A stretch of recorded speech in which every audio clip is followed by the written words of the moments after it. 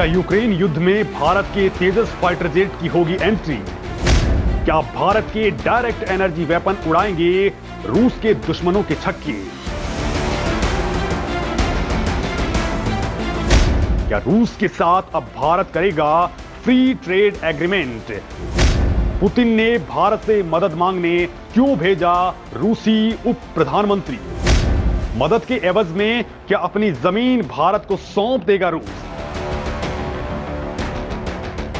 दोस्तों, रूस यूक्रेन युद्ध को 1 साल से ज्यादा का वक्त बीत चुका है, लेकिन अब इस युद्ध को लेकर के एक ऐसी खबर सामने आई है कि नाटो देश एकदम से हैरान परेशान हैं कि क्या भारत इतना बड़ा स्टेप ले सकता है जो इस युद्ध का पासा ही पलट देगा, और क्या यूक्रेन की सबसे पावरफुल मंत्री का भारत दौरा मोदी को रिझाने के लिए ही था कि वो पुतिन के साथ ऐसी कोई डील नहीं करे।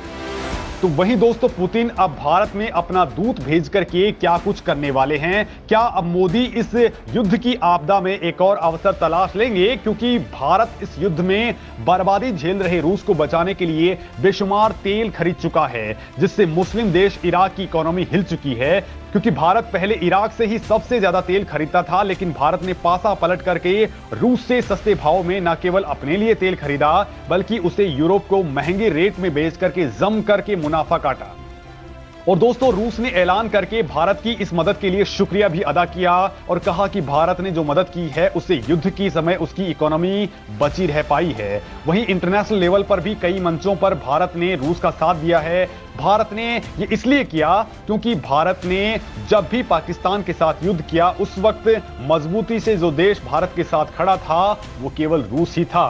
अब भारत खुले दिल से रूस की मदद कर रहा है। और दोस्तों, अब रूस ने यूक्रेन के साथ युद्ध के फाइनल टाइम में एक ऐसी मदद भारत से मांगी है जो इस युद्ध का नक्शा ही बदल देगी, इस युद्ध की पूरी कहानी बदल कर रख सकती है।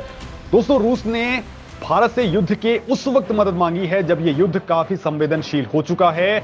अब युद्ध किस तरफ जाएगा यही वक्त डिसाइड करेगा।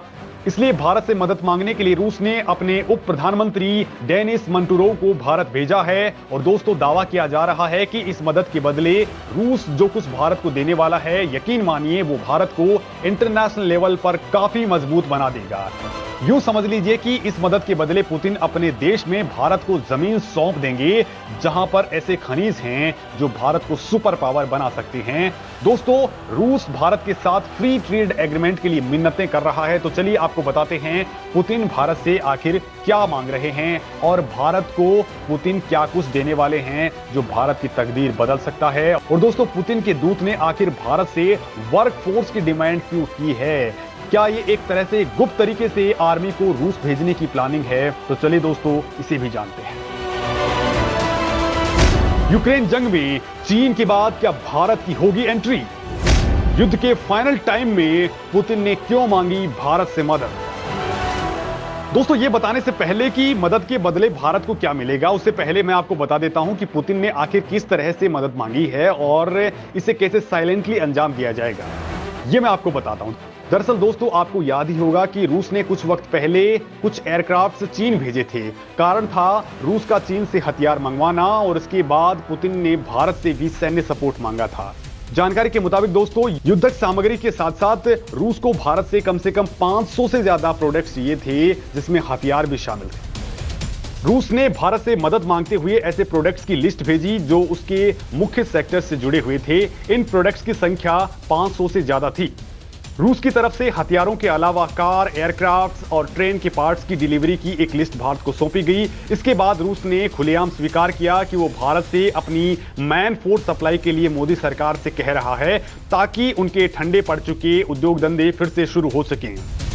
रूस ने ऐसी ही डिमांड किम जोंग उन के देश नॉर्थ कोरिया और चीन से भी की थी, लेकिन वहां के मैन पावर से वो खुश नहीं है, लिहाजा ये डिमांड भारत से की गई। और दोस्तों, भारत ने उनकी ये डिमांड एक्सेप्ट भी कर ली। हालांकि दोस्तों, इसके पीछे कहानी कुछ और भी हो सकती है।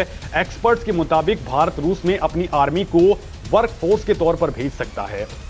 हालांकि ये मामला इतना सीक्रेट है कि किसी को कानों कान खबर होना मुश्किल है, क्योंकि अमेरिका और नेटो फोर्सेस पिछले 1 साल से यूक्रेन में लड़ रहे थे। इस बात का खुलासा अब जाकर के हुआ, वो भी पेंटागन से लीक हुए सीक्रेट डॉक्यूमेंट्स के जरिए, वरना किसी को पता भी नहीं चलता कि रूस यूक्रेनी सेना से लड़ रहा है या फिर नेटो फोर्सेस और उनके वेपन से।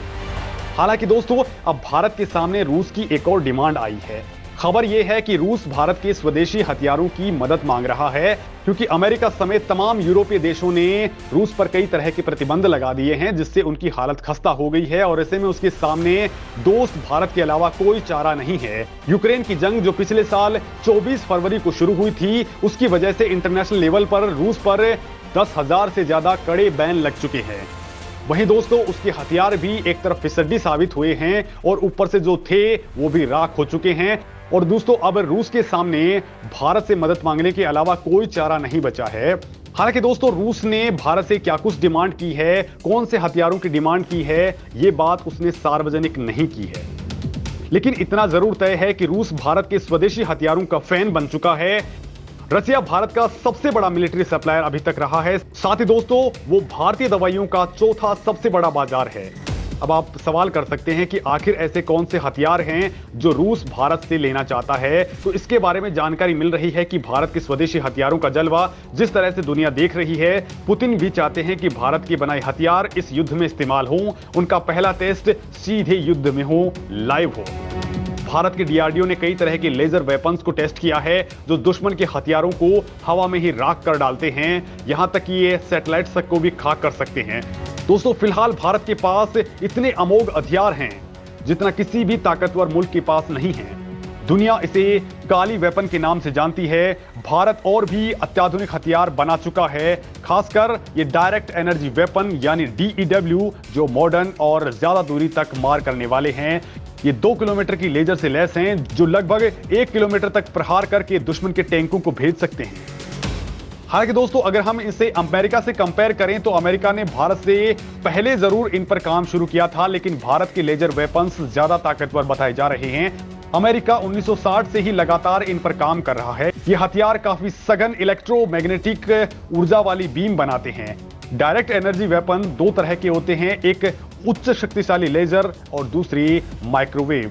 दोस्तों ये हथियार किसी भी मिसाइल, जहाज, यूएवी और युद्ध में इस्तेमाल किए जा रहे उपकरणों को चुटकियों में भून सकते हैं। DEW इंसानों को भी नुकसान पहुंचाते हैं, क्योंकि ये शरीर के किसी भी हिस्से में असहनीय गर्मी पैदा कर देते हैं और इससे व्यक्ति अंधा भी हो सकता है। माना जा रहा है कि आगे चलकर ये लेजर वेपन काफी मददगार साबित हो सकते हैं। ये केवल लड़ाई में काम नहीं आएंगे, बल्कि आम दिनों में दुश्मन देशों की जासूसी रोकने के लिए ये काम आ सकते हैं। जैसे ये ड्रोन के जरिए हो रही जासूसी का पता लगाकर उसे खाक कर सकते हैं। तो वहीं दोस्तों रूस भारत के हल्के फाइटर जेट तेजस और उसकी टेक्नोलॉजी का भी दीवाना हो चुका है।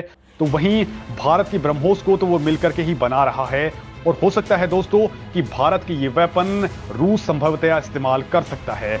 लेकिन दोस्तों अब बात करते हैं कि रूस भारत को इस मदद के बदले क्या देने वाला है। तो दोस्तों मैंने आपको एक वीडियो में पहले भी बताया था कि रूस में भारत एक सैटेलाइट सिटी बसाने जा रहा है और ये काम जल्द ही होने वाला है। रूस ये काम ऐसे ही नहीं कर रहा, बल्कि इसके कई मायने हैं। पूरी दुनिया जानती है कि रूस का व्लादिवोस्टोक शहर चीन की नजर में है और वो इस अहम जगह पर कब्जा कर लेना चाहता है। चीन तो यहां तक कहता है कि पूरा का पूरा व्लादिवोस्टोक शहर ही उसका है और वो इसे लेकर के रहेगा। भले ही रूस चीन का दोस्त है, लेकिन पुतिन चीन की रग रग से वाकिफ है। चीन की गद्दारी को पूरी दुनिया जानती है और यही कारण है कि पुतिन व्लादिवोस्टोक में पहले भारत को बुलाना चाहते हैं, वहां पर इन्वेस्ट करने के लिए कह रहे हैं और पुतिन चाहते हैं कि भारत इस शहर में ही अपना एक सैटेलाइट शहर बसा ले। और यही कारण है कि हथियारों की मदद के साथ साथ भारत को रूस में अपना शहर बसाने संबंधी बातचीत करने के लिए पुतिन ने रूस के उप प्रधानमंत्री डेनिस मंटूरोव को भारत भेजा है। खबर यह है कि रूस के उप प्रधानमंत्री डेनिस मंटूरोव ने रूस में सैटेलाइट बसाने और फ्री ट्रेड एग्रीमेंट पर बातचीत की। दोस्तों साल 2020-21 में भारत और रूस के बीच का द्विपक्षीय कारोबार केवल 8.1 अरब डॉलर का था, जो आज की डेट में 30 अरब डॉलर को पार कर चुका है। बड़ी बात तो यह है दोस्तों कि इस 30 अरब डॉलर के कारोबार का टाइमलाइन 2025 तक रखा गया था, जिसे पहले ही पूरा कर लिया गया। और दोस्तों अब दोनों देश मिलकर के यूरेशियन इकोनॉमिक कमीशन के साथ मुक्त व्यापार समझौता करने के लिए बातचीत कर रहे हैं। रूस भारत के साथ कारोबार बढ़ाने की कोशिश में लगा है। इसके लिए भारत और रूस एयर कनेक्टिविटी बढ़ाने पर फोकस कर रहे हैं। इतना ही नहीं, रूस अब तेजी से भारत को टेक्नोलॉजी ट्रांसफर करने का ऑफर भी दे रहा है ताकि वो भारत के साथ मिलकर जिन प्रोजेक्ट्स पर काम कर रहा है उसमें तेजी आ सके और ये दुनिया को बेचे जा सकें।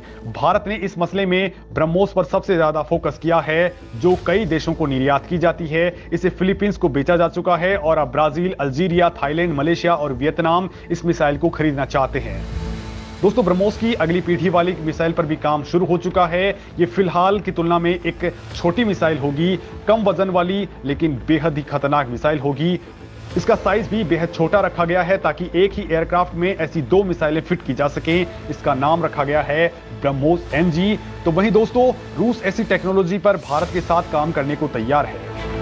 रूस भारत को ब्रह्मोस 2 के लिए अपनी सबसे तेज मिसाइल जिरकोन की तकनीक देने के लिए तैयार हो चुका है, जो बहुत जल्द भारत पहुंच जाएगी। वैसे दोस्तों, भारत को रूस के लिए मदद के दरवाजे खोलने चाहिए या फिर अमेरिका की तरफ देखना चाहिए? कमेंट करके जरूर बताएं।